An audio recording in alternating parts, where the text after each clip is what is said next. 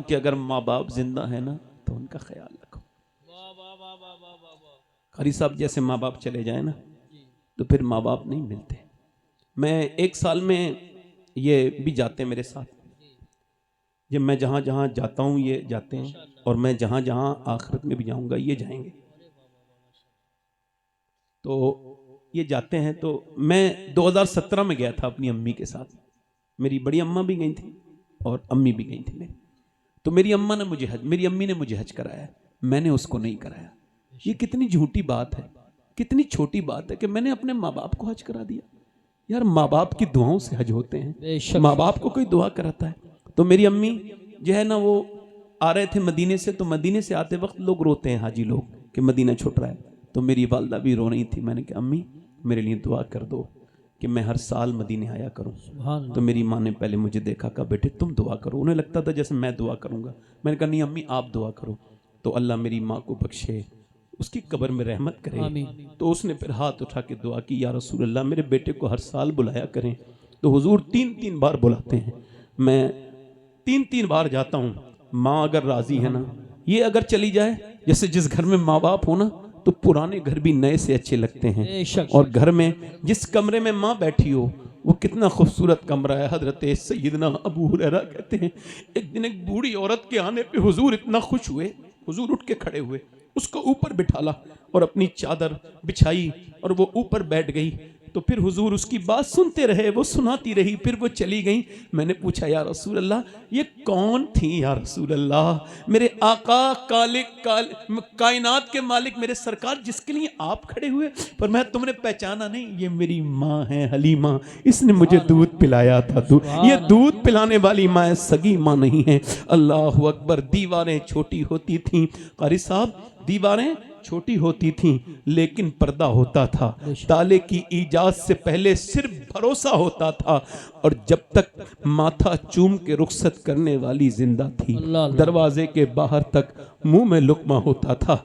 अब वो जो माँ, एक हमारे भाई हैं मेराज भाई, उनकी अम्मी का इंतकाल हुआ। वो खुद बुजुर्ग हैं, उनकी काफ़ी दाढ़ी वाड़ी सफ़ेद है और 50-60-55 साल की उम्र। वो उसके बेटों ने फ़ोन किया, नागपुर में रहते हैं, कहने लगे वो ये अब्बा बड़े परेशान हैं, आप ज़रा। मैंने उनसे बात की, आप क्यों रोते हैं अम्मी को याद कर करके, अब तो आप दादा बन गए। तो कहने लगे सैयद साहब बात ये ना, घर में आता था ना तो अब दादा चाचा ताया कहने वाले हैं, मगर वो जो कहती थी मेरे बेटे आ गया, मेरे महराज आ गया, तो बोले वो बड़ी याद आती है कि माँ मर जाए ना। और मैं आपसे कह रहा हूँ, मेरे दोस्त हैं वो तकरीर कर रहे थे, तो मैंने उन्हें फ़ोन किया, मैंने कहा यार बड़ी अच्छी बात है, तुम तकरीर कर रहे थे, तुम्हारे वालिद बराबर में बैठे थे, बड़े खुश नसीब हो। तो कहने लगे क्यों? मैंने कहा इस वजह से तुम्हारे वालिद ने तुम्हारी तकरीर सुन ली। मैं तो आज 25 साल हो गए, मेरे वालिद नहीं, उन्होंने मेरी तकरीर नहीं सुनी।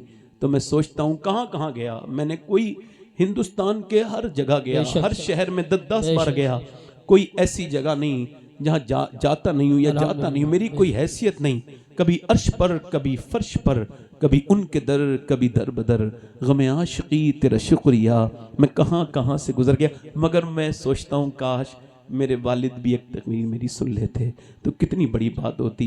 मैं अब्बू की कब्र पे गया, मज़ार पे, तो मैं वो एक रिवायत उनकी पढ़ी। मौलाना हजरत बाबा फरीद फरमाते हैं अपने बाप का तलवा चूमना ये 7 साल की नफली इबादत से बेहतर है। तो जिसके बाप का तलवा हो ना वो तो नहीं चूमेगा, तो वो तो कब्र की मिट्टी चूमेगा ना, वो क्या चूमेगा बोलो बताओ। तो तुम्हारे बाप है तो उनसे जबान लड़ाते हो, हमसे पूछो माँ बाप क्या है। जिसके माँ बाप ना हो उनसे ना पूछो। अभी हाजी नसरुद्दीन साहब का इंतकाल हुआ, अल्लाह उनकी बख्शिश करे। ये हमारा भतीजा बैठा है, अल्लाह आप सबको बरकत करे। अगर माँ बाप जिंदा हैं मेरे भाई तो उनकी कदम चूम लेना, इससे बड़ा कोई पीर नहीं। किसी पीर की दुआ कबूल होगी कि नहीं कोई गारंटी नहीं, मगर मेरे आका फरमाते हैं माँ बाप की दुआएं ऐसे लगती हैं जैसे नबियों की दुआएं उम्मती के हक में कबूल होती हैं। मेरी बात खत्म हो रही है बस। अब ये अपनी एक किफल नाम का आदमी है, ये हमारे कारी साहब हैं, कारी यूसुफ रजा संभली साहब, हमारी लाइन में ये इतने नेक और अपनी वालदा के फर्माबरदार हालांकि मोहम्मद अली फैज़ी भाई भी अपनी माँ को बहुत मोहब्बत करते हैं। अब बगदाद शरीफ भी साथ में जा रही हैं, कारी साहब हज करने जा रहे हैं अपनी माँ के साथ। चूँकि जो माँ के मर्तबे को जानता है उसे ही तो पता होगा ना, जिसे जो जाहिल है उसे कुछ नहीं पता। वो इधर उधर जाएगा, मज़ार पे अजमेर में जाके फ़ोटो खिंचवाएगा, अजमेर में जाके ईद की नमाज़ पढ़ेगा, माँ के सलाम नहीं करता। अरे तू कहीं भी चला जा, अगर काबे का गिलाफ पकड़ के भी मर जा और तूने अगर माँ का दिल दुखाया है तो तू जहन्नम में जाएगा। और अगर तू अपने गांव में भी मर जाए, माँ बाप राजी हैं तो इंशाअल्लाह जन्नत में जाए। नारे तकबीर, नारे रिसालत। देख कर वालिदैन के रुख को जिसके दिल में गुलाब खिल जाए, है ये कौले रसूल के उसको एक हज का सवाब मिल जाए। सुभान अल्लाह, क्या बात है सैयद साहब। बहुत मैंने अपनी बात खत्म कर देनी है, बस आपसे एक गुजारिश। किफल नाम का एक आदमी है, नौजवानों तुमसे गुजारिश, किफल नाम का एक लड़का है, हर रात एक नई लड़की के साथ जिना करता है। ये हदीस शरीफ हुजूर फरमा रहे हैं। क्या करता है? जिना बढ़ रहा है, जिना से बचो। जिना जलील कर देता है। जिना करने वाले की रोजी में बरकत नहीं, चेहरे पर रौनक नहीं। जिना करने वाला जलील होके मरेगा। बेशक जिना करता था हर रात एक नई लड़की के साथ। एक दिन एक लड़की आई, रोने लगी। क्या रोती है? पैसे नहीं मिले? का पैसा सब कुछ थोड़ी होता है, बल्कि ईमान भी कुछ होता है। का क्या मतलब? कि जब मैं रात को सजदा करती हूँ तब भी अल्लाह देख लेता है, और आज मैं जब तेरे साथ अपना जिस्म बेचने आई हूँ ना, तब भी अल्लाह मुझे, मगर अल्लाह जानता है कि उसकी बंदी मजबूर है, मैं कभी ये ना काम ना करती।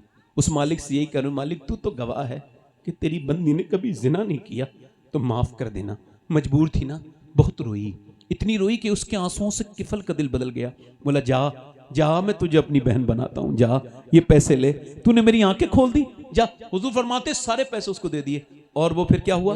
फिर उसके बाद अल्लाह अकबर, वो सजदे में गया और बोला मालिक एक रात आई थी, कितनी बरकत वाली थी, मैंने उसके हाथ तक नहीं लगाया, और मैंने तो कितनी लड़कियों की इज्जतें लूटी हैं।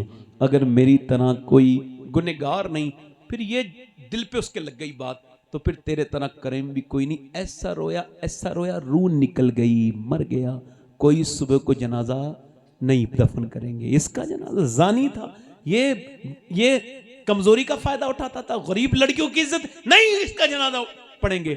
मगर सुनो, लोगों के कहने से क्या होता है? जब अल्लाह राजी हो जाए, उसने दरवाजे पर, अल्लाह ने फरिश्तों को भेजा, इसके दरवाजे पे मोटे मोटे लफ्जों में लिख के गए, इन्नल्लाह कद गफर लिल किफली, ये जो किफल है इसकी अल्लाह ने बख्शिश फरमा दी है। जोर से क्यों?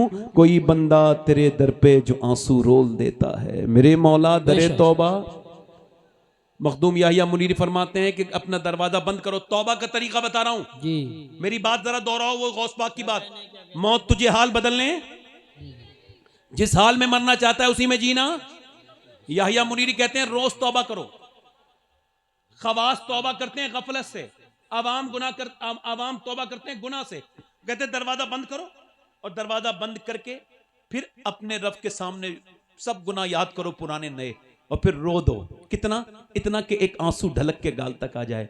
अल्लाह फरमाता है मेरे बंदों से कह दो मूसा कि इतना रो ले जितना आंख का आंसू ढलक के गाल तक आ जाए, मैं सारे गुनाह माफ कर दूंगा। सुभान अल्लाह, माशाअल्लाह। जरा हाथ उठा के बताओ, हुजूर के नाम पे कितने लोग जान दे सकते हो? दोनों हाथ उठा के बताओ, नीचे हाथ करो, फिर दोनों हाथ उठा के बताओ कितने लोग हुजूर के नाम पे जान दे सकते हो? दोनों हाथ उठा।